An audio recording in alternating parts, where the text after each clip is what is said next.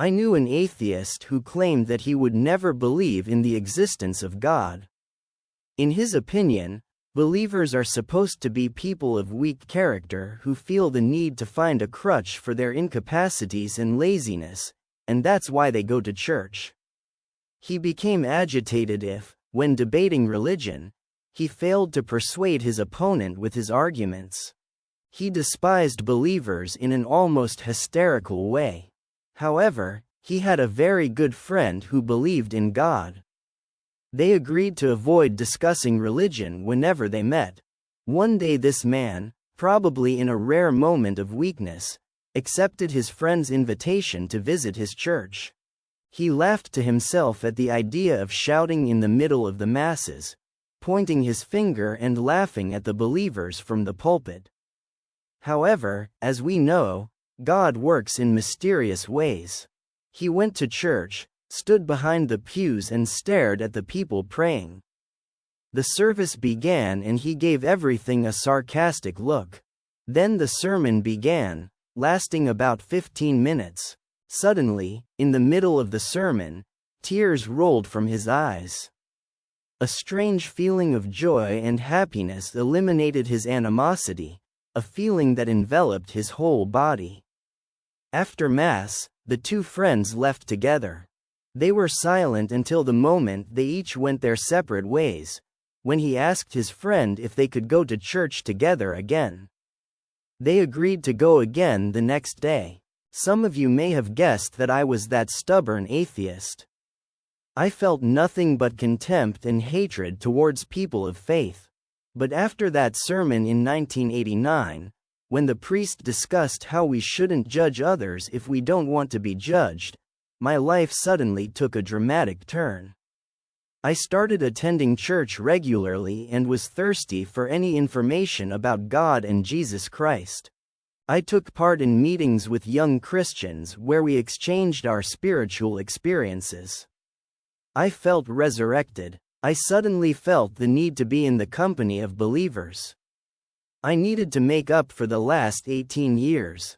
I was brought up in an atheist family, who, except for baptizing me, made no attempt to guide my spiritual development.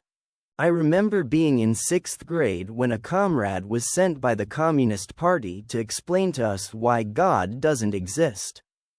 I remember absorbing every word. In my case, I didn't need convincing. I believed everything he said. His arrogance, contempt and hatred of believers became mine. But now I had to make up for all those years. I found a priest and others who guided me in this new direction. I had many questions, which they answered. Later I realized a big mistake. I accepted everything without contemplation or reflection. I could say that they explained things to me in an accept without question way, but that would be unfair to them. It was, in fact, my mistake. I didn't reflect on their words or think critically. This caused me many complications later on. In retrospect, I believe that age was an important factor influencing my behavior. I was too young to properly understand such serious and complicated matters as faith. I wanted to become a good Christian and God knows I tried hard. Even so, over time I couldn't reconcile the contradictions found in the Bible, such as the divine nature of the prophet Jesus and the inherited concept of sin. The priests tried to answer my questions, but eventually their patience began to run out. I was told that these matters must be accepted on faith and these questions were a waste of time, serving only to distance me from God. To that day I remember arguing with a spiritual leader, an event that restarted my self-destructive tendencies. Maybe I was wrong after all. I was young. How I became a Muslim. My path towards Islam was far from easy. You might think that once I became disillusioned with Christianity, I immediately accepted Islam as my belief. That would have been very simple, but all I knew about Islam at the time were things like Muslims refer to God as Allah, read the Quran instead of the Bible and worship someone called Muhammad. I don't think I was ready to accept Islam yet either. So I moved away from the church community and claimed to be a solo Christian.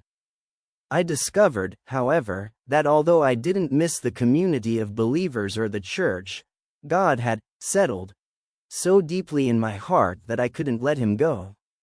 I didn't even try. Quite the opposite. I was happy to have God and I expected him to be by my side.